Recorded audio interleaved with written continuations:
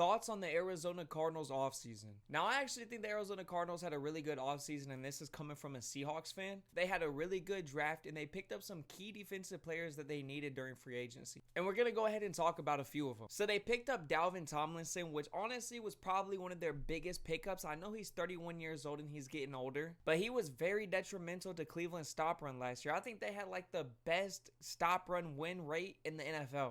Another person they picked up was Josh Sweat. Reunites him with Jonathan Gannon, so they already got a little bit of chemistry there. But Josh Sweat is a guy that can elevate the pass rush. And honestly, that was much needed, especially after last year. Now, they did some other re-signings with some linebackers and stuff like that, but those were the most notable ones out of free agency. Now we come over to the draft. In the first round, they picked up Walter Noel, a great pick, a dog out of Ole Miss. And he's honestly a cherry on top to the defensive line rebuild. Like I said, he was a dog at Ole Miss. I think he had 12 tackles for loss. In the second round, they picked up Will Johnson, a cornerback that they desperately needed on that defense. Their secondary was on the weaker side last year, and it was one of their biggest weaknesses. Now, Will Johnson can be one of the steals in the draft. I mean, he fell to the second round. He was supposed to be a first-round pick, but a lot of teams were skeptical on him because of his knee injury, and he fell to Arizona. And if he stays healthy coming into this year, he could definitely be their cornerback one. Now, they picked up another cornerback. They picked up a safety. I think they also picked up another linebacker in the draft, but those are the two key ones, the first and second round. They really needed to stack up their defense, which they did this offseason. And when you're playing against the NFC West, which is a very tough division, it's probably going to be one of the toughest divisions for a team to come out of next year. I mean, you got the Rams, who went neck and neck with the Eagles last year in the playoffs. You got the San Francisco 49ers, which last year was a down year because of injuries, and I know they lost a lot of key pieces, but it is Kyle Shanahan and the 49ers. They're going to bounce back. And you got the Seahawks, who right now,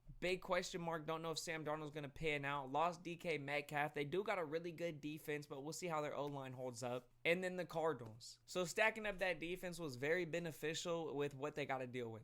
Now, one thing I would like to note is I think this is Kyler Murray's do or die year. If he doesn't lead them to the playoffs, doesn't have a good year, fall short in the second half of this season like he repeatedly does, then a lot of people are going to be calling for his name. There's already a lot of people calling for his name, but it's not as bad yet. If he has another disappointing season, I'm not going to the playoffs, and it's going to be rough. All in all, if I had to grade the Arizona Cardinals offseason, I'd probably give it an A-, B+.